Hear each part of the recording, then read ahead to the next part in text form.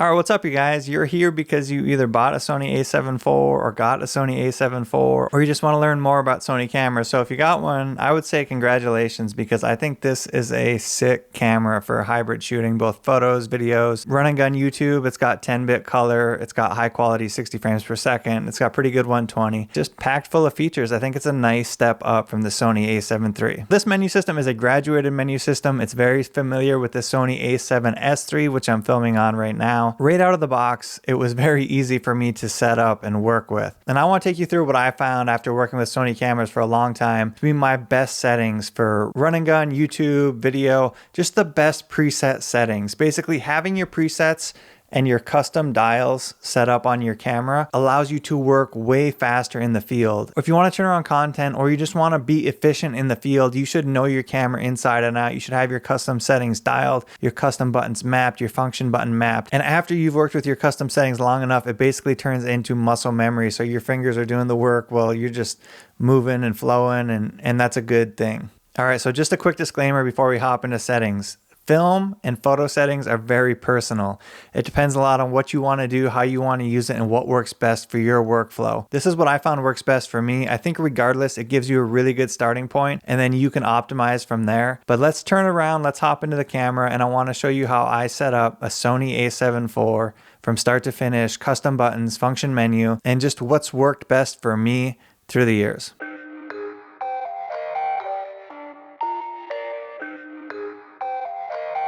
All right, let's go. So the first thing we're gonna do, we're gonna flip the camera on. You have this custom dial on top that you can flip from photo to video to S and Q, which is actually pretty handy, but we're gonna focus on video and we're gonna spin it to custom dial setting number 1 on the top. And then I will take you right through top to bottom. And the hardest one to get set is the first one, because after we have the first one set, then we can just save and work off of that first one into your other presets. But we're gonna start right at the top of the menu. This is pretty cool. You can save whatever you need right here. Basically, I've just saved the things that I need to get to quickly that I don't have in my function menu. We'll go my menu, and you can see I put the format and interval shoot function in there. Interval shoot function is if you want to shoot time lapses for video or photos on a time lapse. Basically, you click in here and then you can click through those. To add an item, you just go my menu setting, add item, click on the thing you want to add. So for example, I just added interval shoot function.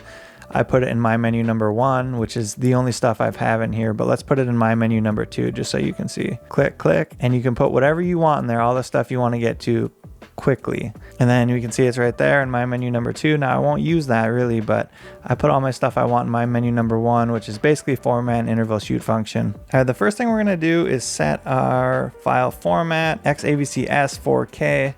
And then the movie settings, which is 24 frames. My 24 frames is my base setting. I use it most commonly. We want 100 megabyte 422 10-bit. That's the highest quality we can get out of this style. You can get higher quality out of the camera if you're down to XAVC-SI 4K, but I've just found that that's unnecessary for YouTube. The file sizes are large. For the things I'm doing, the sweet spot, XAVC-S 4K, 24, 100 megabit, 422 10-bit. I do like in this camera that we got 422 10-bit. Having that extra color science is super nice. S and Q I don't mess with too much because I use custom setting number 3 on the top for my slow motion. Because we are in 24 frames per second, we want to shoot 1/50th as our shutter speed, so we're going to set that to 1/50th. If it's not where you want it to be, you can just dial it on the top buttons. We want to keep it at 1/50th. I like to set my stock aperture at f2.8. I just find that to be a good middle ground. I always set my ISO as the lowest settings that your base ISO will allow you to go. We're going to get into our picture profile, but I'm shooting in S-Log3, and when you're shooting in S-Log3, the lowest you can go on the Sony A7 IV is 200 ISO. We're not going to mess with X and Q. We're not going to mess with proxy. APS-C 35, that allows you to crop in so you can get a little tighter on your subject. I keep that off, and I keep that as one of my hot buttons we'll get to. Lens compensation, I don't mess with that. For record media settings, I keep it on slot 1 and slot 1. Some people like to separate. I like everything on the same SD card, but that could totally be up to you as to what you want. Under file settings, I do like to change a couple things, and I like to put the initials of whoever's shooting. So for this, we got DS, that'll be at the front so I know which camera it came out of. There's a lot of different ways you can do it. That way it's organized when you see it later and it's easier to work with. Okay, so we're gonna come back to this. This is where we're gonna set our memory later. USB streaming, don't mess with that. Shutter silent, this is kind of nice if you do want to mess with having a quiet shutter. Audio recording on, audio recording levels. You should set this with your mic on and you want to see where your levels are peaking at. And then later we're going to talk about how to get a quick custom setting to adjust your audio recording levels too. But this is a good base setting. Audio out timing, wind noise reduction, I keep that off. Audio level displays, keep that on. Audio is super important for video, so we want to display it, we want to watch it, we want to see what's going on there. Don't mess with this. Image stabilization, I don't mess with this right now, but we are going to set this as a custom setting. Typically I will keep this on steady shot standard and then change it to active if I want more stabilization. Zoom, it's actually kind of cool that you can zoom in digitally, and that's another thing to think about setting as a custom setting button. Shooting display, I do like to have the display lines on. I'll show you what that looks like. That's that triangular grid with everything in the middle. I find that to be really helpful for me so I can see where the exact center frame is as well as the thirds. Keep that as diagonal plus square grid, and I do keep that on. Marker display, don't mess with that. Exposure, these are all the things I would set from my camera, but ISO would be at 200. I don't mess with this. Exposure compensation, metering, don't mess with that. White balance.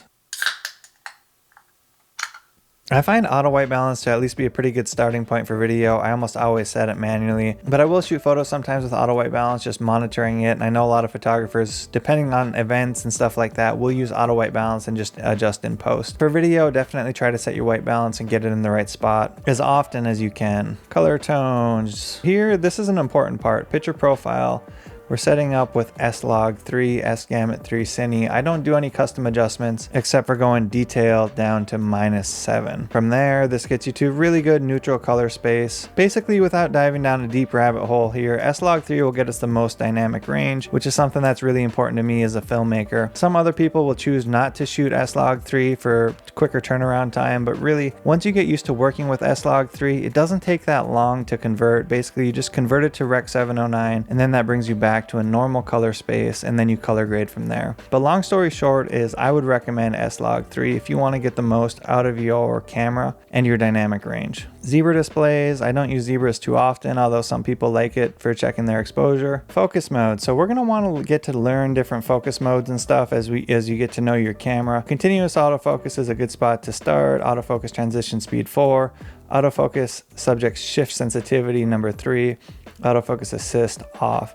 I will mess around with these and change them as I'm shooting different stuff, but this gets you to a good starting point. Focus area wide, focus area limit, focus area color white, face eye autofocus. This is another really good Sony feature where if you're shooting people a lot, this helps it lock on autofocus. If you're shooting products, you might not want to have this on. I keep it on and then might adjust it as I'm working. Face eye subject human, right eye left select auto, focused assistant. Focus mapping is something that I would recommend learning more about. It's not something I keep on as a stock setting, but it's a way you can use colors to see what's in focus. Initial focus magnification 1. Peaking display. I keep this off, but I also, as we get into the hot buttons, I use peaking display often to see what's in focus as a quick way to run and gun manual focus. I found it to be super useful and something I find myself using more and more as I go. Most of this stuff I don't mess with. Set your area and your date. Okay, and then we get over to a really important piece here, where we're going to custom key dial settings for video and our function menu settings. This is what allows us to use these things to work quickly with our camera and set them up exactly how you want. Here's how I have it set up right now. Number 1, steady shot. Number 2, right here, autofocus, manual focus toggle. This I use as often as anything as I'm switching between autofocus and manual focus. Autofocus transition speed right here. Zoom right here is my custom button 3 on the top. I don't find myself using this that often, so you may want to reassign custom button number 3 on the top. Finder monitor select. This allows you to go from here to the eyepiece back and forth without it going auto. I've always found auto to be pretty annoying when you're working in the field. Something gets in front of it and it switches. It just slows you down. I keep the finder monitor select as the delete button, which still functions as the delete button when you want to use it, but when you're just working from your stock menu like this, you can go back and forth. And then if you click on something, you can then delete it if you want to. All right, so audio recording levels I keep right here.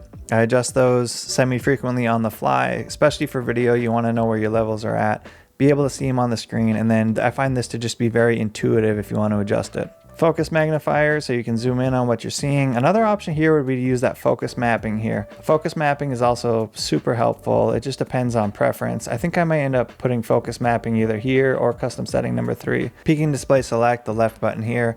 I use that all the time so I can hop in. It allows me to autofocus easier. I like keeping my ISO on the right. It's already labeled as ISO, and I don't like it on the wheel. I like to click in. That way it doesn't get adjusted when you're working with it. You can just click it in and move it.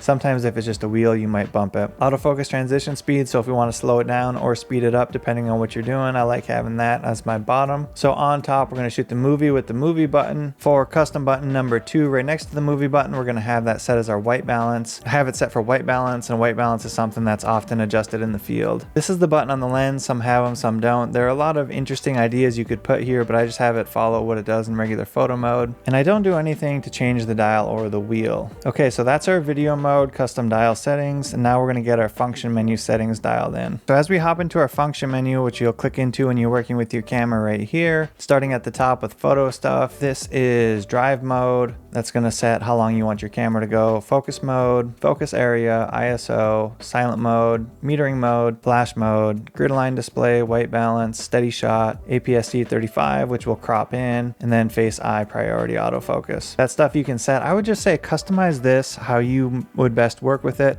From the top here, video function menu, audio recording levels, focus style, focus area, picture profile, focus mapping, using those colors to see what's in focus, autofocus, subject shift sensitivity, peaking display off or on, peaking levels, white balance, steady shot, peaking color, and face eye priority in autofocus. All right, hang with me here. Once we've gotten to this point, we've done most of the dirty work. Dial customize, I don't mess with this. Touch operation, don't mess with that. Finder monitor, don't mess with that. Here's an important one right over here, gamma display assist. If you're gonna shoot an S-Log3, you wanna turn this on because it will basically show you what's in front of your camera in a normal color space. If you don't have that on, you're gonna see it in a flat color space, which is kind of hard to expose for. So I really recommend turning this on if you're gonna shoot an S-Log3. And then this gamma display assist on auto because it will just register that you're in S-Log3. We just went top to bottom, got everything set up, dialed in, and now all we have to do is come over here, find our camera set memory, and register it wherever you want to register it. I register it right here in the number 1 spot because I shoot 24 frames most often. So we're going to get that set, registered. And now here's the great deal from what we've done, is basically all we have to do is go and change our frame rates. All right, in the number 2 spot, I like to go XAVCS 4K. 60p, 200 megabytes, 422, 10-bit, and because we're changing to 60 frames, we changed our shutter to 1/125. And once we have our shutter changed, we can go back because all the settings are kept the same from what we had. And we're just going to save this into our 2nd spot on the camera. Camera set memory, save it in the number 2 spot, click it in, and then we have number 1 and number 2 set, and then we're going to swap over to number 3, and all we have to do is set our 3rd, and we're just going to do that by doing the same thing back on repeat, except this time we're going to go XAVC-S. Because on this camera you can only shoot HD and 120 frames per second, we're going to go XAVC-S HD. We're going to click into 120p and 100 megabytes, 420, 8-bit. And once we have that set, we're going to change the shutter to support our new frame rate. We're going to go 1/250 because we're shooting in 120 frames per second. We always want to be double our frame rate with our shutter. And then we're going to go back. We're going to set our memory into custom spot number 3. And just like that, we've set our video settings up. We have it now. Check this out. We can go from custom setting number 1, 24 frames, to custom setting number 2, 60 frames, to custom setting number 3, 120 frames per second.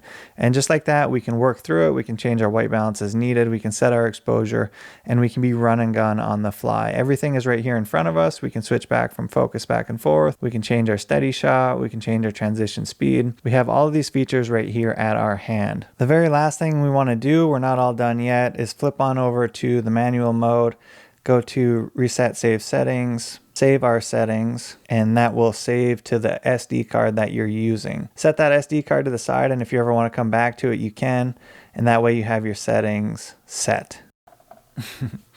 Anyway, I hope you guys learned something about setting up the Sony A7IV.